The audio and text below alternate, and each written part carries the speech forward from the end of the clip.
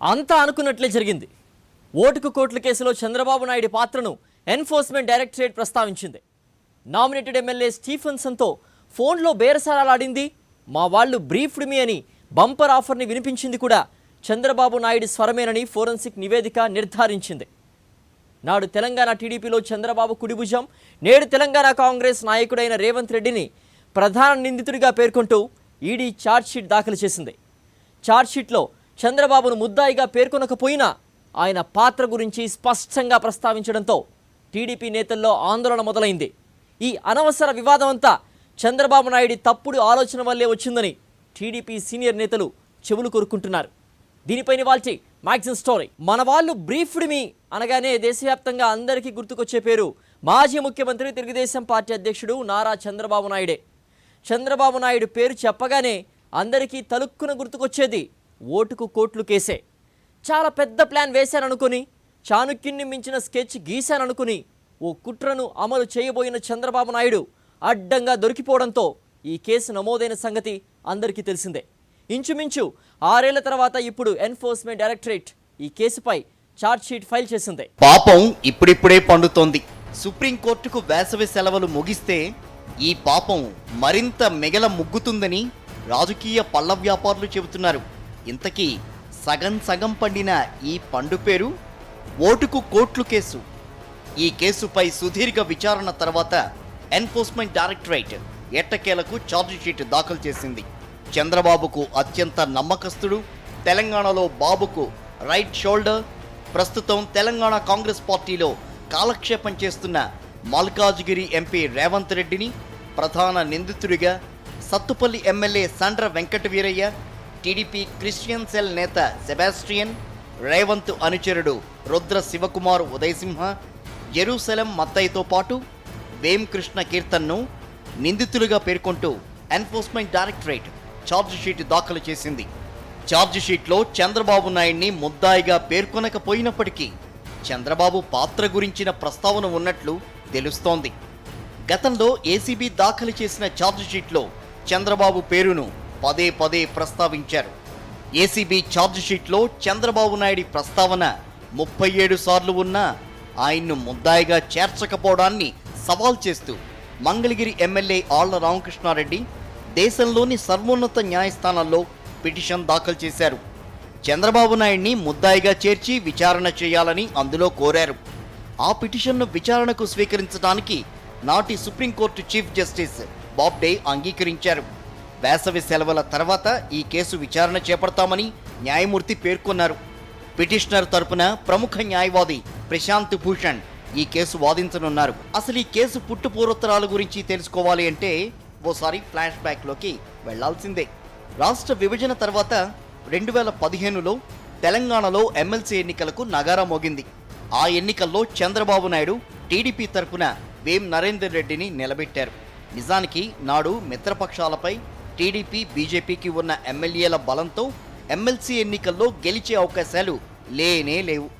అయితే చంద్రబాబు నాయుడు మాత్రం ఎలాగైనా సరే ఎన్నికల్లో తమ అభ్యర్థిని గెలిపించుకోవడానికి అడ్డదారులు తొక్కారు. ఇతర పార్టీల ఎమ్మెల్సీలను సంతలో పశువుల మాదిరిగా కొనుగోలు చేసి గెలవచ్చనుకున్నారు. తెలంగాణ టీడీపీలో తనకు అత్యంత నమ్మకస్తుడైన కొడంగల్ ఎమ్మెల్యే రేవంత్ రెడ్డికి ఎమ్మెల్యేల కొనుగోలు బాధ్యత అప్పగించారు. అందులో భాగంగానే నామినేటెడ్ ఎమ్మెల్యే స్టీఫెన్సన్కు గేలం వేయాలని వ్యూహరచన చేశారు. టీడీపీ మైనార్టీ సెల్ నేత సెబాస్టియన్, తెలుగు యువనేత జిమ్మీ బాబు సాయంతో స్టీఫెన్సన్కు సన్నిహితుడైన జెరూసలం మత్తయ్యను కలిశారు. ఆ తర్వాత గండిపేటలో జరుగుతున్న టీడీపీ మహానాడుకు మత్తయ్యను తీసుకెళ్లిన రేవంత్ రెడ్డి ఆయన్ను చంద్రబాబుకు పరిచయం చేశారు. రేవంత్ సమక్షంలోనే చంద్రబాబు మత్తయ్యతో మాట్లాడారు. టీడీపీ అభ్యర్థికి అనుకూలంగా ఓటు వేసేలా స్టీఫెన్సన్ను ఒప్పిస్తే 50 లక్షలు ఇస్తామని మత్తయ్యకు ఆఫర్ ఇచ్చారు. స్టీఫెన్సన్ ఓటింగ్ నుంచి గైర్హాజరైతే 3 కోట్ల రూపాయలు, టీడీపీకి అనుకూలంగా ఓటు వేస్తే 5 కోట్లు ఇస్తామని బేరం పెట్టారు. 50 లక్షల కమిషన్ కోసం ఆశపడిన మత్తయ్య ఈ విషయాన్ని స్టీఫెన్సన్కు చెప్పారు. ఈ విషయాన్నే మత్తయ్య ఇటీవల ఈడీకి తన వాంగ్మూలంగా ఇచ్చారు. దీని వెనుకాల పెద్ద కుట్ర ఏదో జరుగుతోందని గ్రహించిన స్టీఫెన్సన్ గుట్టు చప్పుడు కాకుండా తెలంగాణ ఏసీబీకి ఈ బేరసారాల గురించి ఉప్పందించారు. 2015 మే 31న రేవంత్ రెడ్డి తన అనుచరుణ్ణి తీసుకుని స్టీఫెన్సన్ ఇంటికి సూట్ కేసుతో వెళ్లారు. స్టీఫెన్సన్ ఇంట్లోకి అడుగు పెట్టగానే సూట్ కేస్ ఓపెన్ చేసి లక్షలాది రూపాయల కరెన్సీ కట్టలను టేబుల్పై పెట్టారు.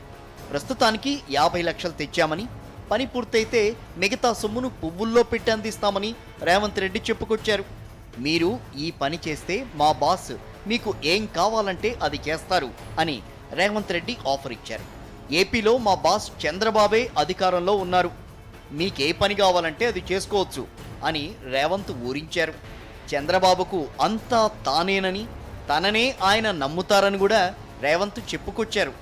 ఈ మొత్తం వ్యవహారాన్ని స్టీఫెన్సన్ చిరునవ్వు చెదరకుండా చాలా కూల్గా ఆలకించారు. స్టీఫెన్సన్ తమ ట్రాప్లో పడిపోయారని రేవంత్ రెడ్డి అనుకో కూడా చాలా హ్యాపీగా ఉంది. అయితే రేవంత్ రెడ్డికి తెలియని విషయం ఏమిటంటే ఈ అద్భుతమైన ఘట్టం గురించి ఏసీబీ పోలీసులకు క్షుణ్ణంగా తెలిసిపోయింది అని.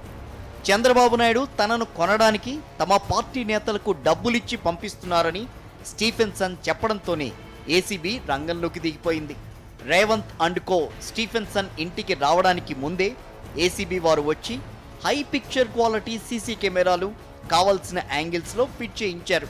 అందులో రేవంత్ రెడ్డి, ఆయన తెచ్చిన డబ్బుల కట్టలు, రేవంత్ నిరాటంకంగా ఇస్తూ పోయిన ఆఫర్లు అన్నీ కూడా డాల్బీ సౌండ్ సిస్టంలో రికార్డ్ అయిపోయాయి. దీంతో పాటే మా బాస్తో నేరుగా మాట్లాడండి అంటూ టీడీపీ నేతలు ఫోన్ కలిపి స్టీఫెన్సన్కి ఇచ్చారు. ఫోన్లో స్టీఫెన్సన్తో నేరుగా మాట్లాడిన చంద్రబాబు, బ్రదర్ మన వాళ్ళు బ్రీఫ్డ్ మీ, అంతా నేను చూసుకుంటాను, గో ఎహెడ్ అని భరోసా ఇచ్చారు. గోడకు చెవులుంటాయని, కొన్ని గోడలకు సీసీ కెమెరాల కళ్ళు ఉంటాయని ఊహించని చంద్రబాబు నాయుడు టోన్ ఏసీబీ వారి రికార్డర్లలో చక్కగా రికార్డైంది. రేవంత్ రెడ్డి తన షో అంతా పూర్తి చేయగానే ఏసీబీ పోలీసులు వాళ్ల పని వాళ్ళు పూర్తి చేసుకున్నారు. రేవంత్ రెడ్డిని అరెస్ట్ చేసి పట్టుకుపోయారు. దాంతో చంద్రబాబు నాయుడు గుండెల్లో రైళ్లు పరిగెత్తాయి. అయితే ముందుగా ఈ కేసు గురించి ఆరోపణలు వచ్చినప్పుడు టీడీపీ నేతలు దబాయించారు, మాకు సంబంధమేం లేదని బుకాయించారు. ఆ తర్వాత నెమ్మదిగా ఏసీబీ ప్రొడక్షన్స్ వారి రేవంత్ షో సినిమా విజువల్స్ మీడియాలో రిలీజ్ కావడంతో దేశవ్యాప్తంగా అభిమానులంతా ఈ చిత్రరాజాన్ని చూసి ఎంజాయ్ చేశారు. అన్ని టీవీల్లోనూ తన కుడి భుజం బేరాలాడే అందమైన దృశ్యాలు చూసి కిషోర్ కుమార్ను మించిన తన స్వరంతో విడుదలైన ఆడియో టేపులు విని చంద్రబాబు నాయుడికి ముచ్చెమటలు పోశాయి. Hello sir, good evening sir. Good evening brother, how are you? Fine, thank you. మన వాళ్ళు they briefed me. Yes, sir. I am with you, don't bother. Right, sir. For everything I am with you. What all they spoke, we'll honor. Yeah, right, sir.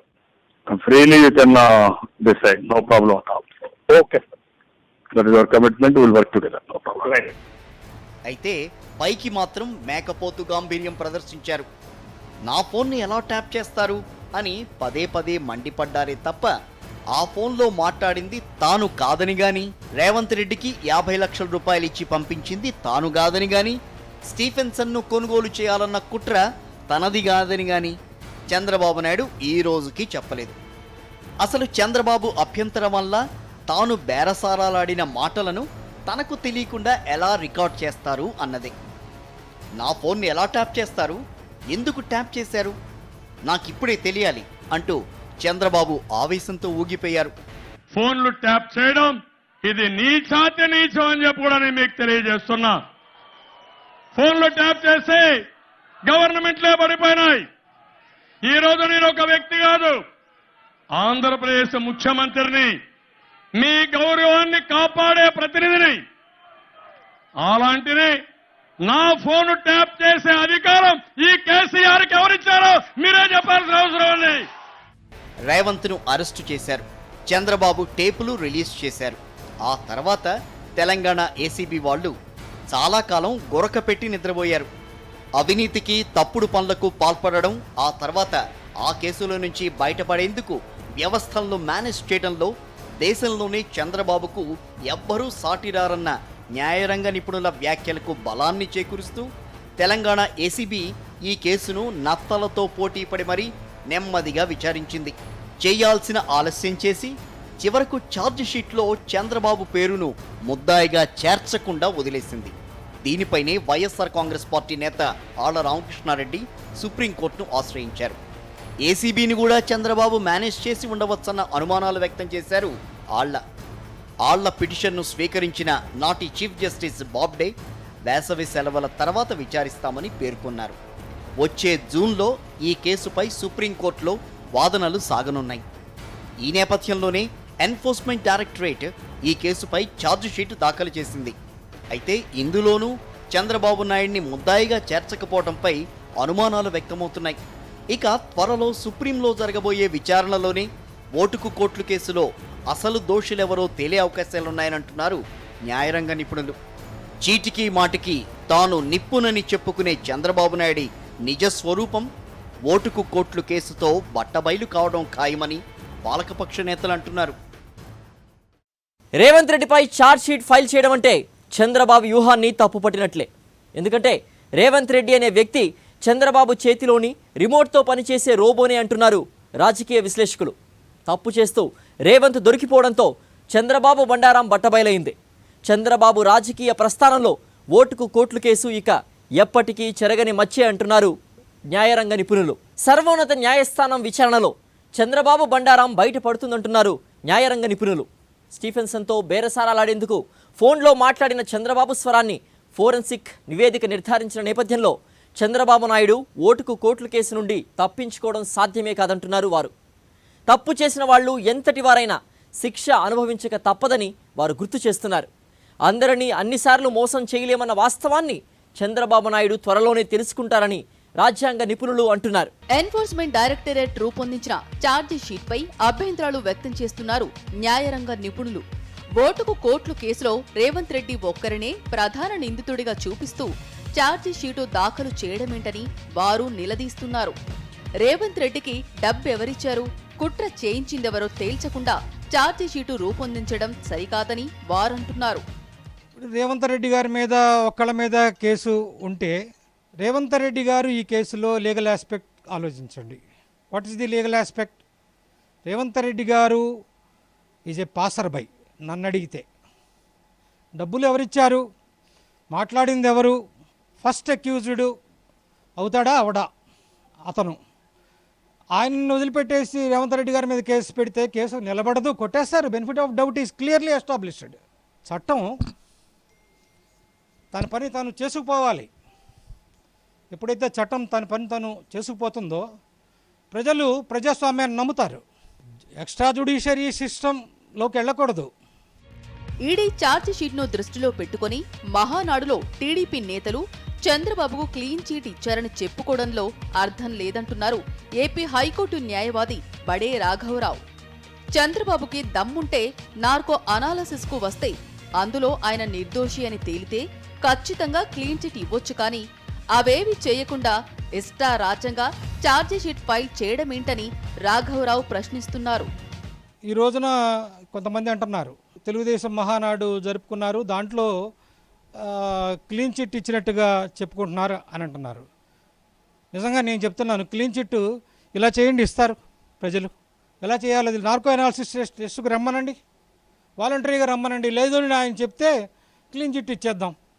నేను వెళ్ళి చంద్రబాబు నాయుడు గారికి congratulations చెప్తాను. Clean chit ఎవరు ఎందుకు ఇస్తున్నారు? విచారణ జరిగిందా? అసలు ఎందుకు విచారణ చేయరు? విచారణ చేయాల్సిన బాధ్యత లేదా? ఈడీ ఇంటర్ఫియరెన్స్ ఎంతవరకు? Is it a bribe case? Bribe మనీయా, బ్లాక్ మనీయా? ఆ డబ్బులు ఇచ్చిన డబ్బులు ఎక్కడి అనేది డిఫరెంట్. నేను ఇందాక నుంచి చెప్పేది అదే. ఆ డబ్బులు ఎందుకు ఇచ్చారు? పర్పస్. లంచం ఎందుకు ఇస్తున్నారు? ఆ లంచం దేనికి ఇస్తున్నారు? క్యాష్ ఫర్ ఓటు గురించి, ఆ ఎమ్మెల్సీ గారి ఎలక్షన్లో వాడుకోవటం గురించి బ్రైబు ఇస్తున్నారు. దర్యాప్తు సంస్థలు తమకు నచ్చిన వాళ్లకి క్లీన్ చీట్ ఇచ్చేసి తమకు నచ్చని వాళ్ళని ముద్దాయిలను చేసేస్తే ఇక కోర్టులు ఎందుకోసం ఉన్నట్లు అని నిలదీస్తున్నారు రాఘవరావు. ఎమ్మెల్సీ ఎన్నికల్లో ఎమ్మెల్యే ఓటు కొనుగోలు కోసం డబ్బులు పంపించిందెవరు, ఫోన్లో మాట్లాడిందెవరో తెలిసిన తర్వాత కూడా చంద్రబాబును అక్యూజ్డ్ జాబితాలో పెట్టకపోవడం వెనుక ఆంతర్యం ఏంటని న్యాయవాదులు ప్రశ్నిస్తున్నారు. ఒక హాఫ్ అన్ అవర్ గంట చంద్రుడిని మింగేసింది, తర్వాత చంద్రుడిని క్లియర్గా వదిలేసింది. What is this? చట్టంలో గ్రహణాలు ఉంటాయా? ఇన్ఫ్లుయెన్సెస్ ఉంటాయా? ఎక్స్ట్రా జ్యుడిషియరీ సిస్టమ్ ఉంటుందా? లేకపోతే లగ్జరియస్ అక్యూజ్డ్ ఉంటారా చట్టంలో? ఎవరికో ఈ మధ్య నేను ఏదో ఎక్కడో విన్నాను, BMW కారులో జైలు నుంచి హైదరాబాదు ట్రావెల్ చేశాడట ఒక అక్యూజ్డ్. జైలు నుంచి without granting bail, without bail he travelled by his own BMW car or ఒకవేళ BMW కాకపోతే వెరీ వెరీ కాస్ట్లీ కార్. మళ్ళీ హైదరాబాద్ నుంచి ఢిల్లీకి అంతకంటే very very very very costly luxurious chartered ఫ్లైట్లో వెళ్ళారట. బెయిలు పూర్తిగా తీసుకున్నాక రిలీవ్ అయ్యే వరకు ప్రిజనర్ కింద లెక్కే కదా. లగ్జరియస్ ప్రిజనర్లు ఉంటారా ఎక్కడన్నా? నేను ఎవరి గురించి మాట్లాడట్లేదు, చట్టం గురించి మాట్లాడుతున్నా. వ్యక్తిగతంగా నాకు ఎవరితో ద్వేషాలు లేవు. సుప్రీం కొత్త చీఫ్ జస్టిస్ ఎన్వి రమణ సారథ్యంలో ఖచ్చితంగా చంద్రబాబును ముద్దాయిగా చేరుస్తారన్న నమ్మకం తనకుందంటున్నారు ఏపీ హైకోర్టు న్యాయవాది బడే రాఘవరావు. హైకోర్టు న్యాయవాదిగా నేను అడగట్లేదు, ఒక సామాన్య పౌరుడిగా, ఒక కామన్ మ్యాన్గా అడుగుతున్నాను. దీనికి ఆన్సర్ చెప్పగలుగుతారా? నాయకులు, రాజ్యాంగ వ్యవస్థలు మీ ఇష్టం వచ్చినట్టు మీరు ప్రవర్తిస్తుంటే ప్రజలకి ఏం చెప్తారు ప్రజాస్వామ్యం గురించి? క్యాష్ ఫర్ ఓట్ కేసులో రేవంత్ రెడ్డి గారిని విచారిస్తే ఆటోమేటిక్గా బెనిఫిట్ ఆఫ్ డౌట్ ఎస్టాబ్లిష్ అయిపోయింది, కేసు వదిలేసినట్లు లెక్కే కదా. అన్లెస్ అంటిల్ ఆ డబ్బులు ఇచ్చిన ఆయన, పంపించిన ఆయన ముద్దాయి అవసరం లేదా? అవసరం లేదని ఎవరు అడగరా? చట్టాన్ని అడగండి. మనకెందుకు రాజకీయ పార్టీలు? చట్టాన్ని అడగండి, నిలదీయండి వ్యవస్థ. నేను అందరినీ ప్రార్థిస్తున్నా, ఎన్వి రమణ గారి లాంటి గొప్ప వ్యక్తి మన సుప్రీంకోర్టు ప్రధాన న్యాయమూర్తిగా వచ్చారు. ఆయన వచ్చినప్పుడు నేను ఖచ్చితంగా విశ్వసిస్తున్నాను చంద్రబాబు నాయుడు గారిని ఖచ్చితంగా పెడతారన్న కేసులో నేను భావిస్తున్నాను. సుప్రీంకోర్టు ఇన్వాల్వ్ అయ్యి సుమోటోగా ఈ కేసులో చంద్రబాబు నాయుడు గారిని కూడా అరెస్ట్ చేయాలి, కేసు విచారణ చేయాలి. ఎన్ఫోర్స్మెంట్ డైరెక్టరేట్ చంద్రబాబును ముద్దాయిగా చేర్చకపోయినా వచ్చే నెలలో సుప్రీంకోర్టులో దీనిపై విచారణ జరగనున్న నేపథ్యంలో అక్కడ ఖచ్చితంగా దోషులకు శిక్ష పడుతుందని న్యాయరంగ నిపుణులు అంటున్నారు. ఓటు కోసం ప్రలోభ పెట్టిన చంద్రబాబు నాయుణ్ణి ఈడీ వదిలేయడమే ఆశ్చర్యంగా ఉందంటున్నారు వారు. చంద్రబాబు పేరును ముద్దాయిగా చేర్చకపోయినా ఆయన పాత్ర గురించి ఛార్జీ షీట్లో ప్రస్తావించడం, స్టీఫెన్సన్తో ఫోన్లో మాట్లాడింది చంద్రబాబేనని ఫోరెన్సిక్ నివేదిక నిర్ధారించడం చూస్తే చంద్రబాబుకు కష్టాలు తప్పకపోవచ్చంటున్నారు నిపుణులు. ఎక్కువ కాలం చట్టాన్ని మోసం చేయడం సాధ్యం కాదని వారంటున్నారు. అసలు ఇంతవరకు చంద్రబాబు నాయుడు ఒక్కసారి కూడా ఓటుకు కోట్లు కేసులో తాను నిర్దోషినని చెప్పుకోకపోవడమే ఆయన తప్పు చేశారు అనడానికి తిరుగులేని సాక్ష్యం అంటున్నారు న్యాయవాదులు. చంద్రబాబు దోషా కాదా అన్న చర్చ అనవసరం. ఎందుకంటే అసలు ఎమ్మెల్సీ ఎన్నికల్లో టీడీపీ అభ్యర్థి గెలవడానికి సరిపడ బలం ఆ పార్టీకి లేదని తెలిసి కూడా చంద్రబాబు నాయుడు తమ అభ్యర్థిని ఎన్నికల బరిలో నిలబెట్టడమే చంద్రబాబు తప్పుడు దారిలో వెళ్లారనడానికి తిరుగులేని సాక్ష్యం. చంద్రబాబుకు కుడిభుజమైన రేవంత్ రెడ్డి చేత డబ్బుల మూటలు పంపించడమే కాకుండా స్టీఫెన్సన్తో చంద్రబాబు నాయుడే నేరుగా ఫోన్లో బేరసారాలో ఆడిన విషయాన్ని ఫోరెన్సిక్ నివేదిక నిర్ధారించిందంటే ఏంటర్థం? ఈ తప్పుడు వ్యవహారంలో చంద్రబాబు పాత్ర ఉందని కుండ బద్దలు కొట్టినట్లే కదా. ఇంత జరిగినా చంద్రబాబు అంటుకో తాము నిప్పులమే, నిర్దోషులమే అన్నట్లు పోటీలు పడి నటించడం క్షమించరాని నేరమే అంటున్నారు న్యాయరంగ నిపుణులు. ఇది వాళ్ళ మ్యాక్సిస్ స్టోరీ. మరో ఇంట్రెస్టింగ్ టాపిక్తో మళ్ళీ కలుద్దాం. అంతవరకు స్టే ట్యూన్ టు సాక్షి.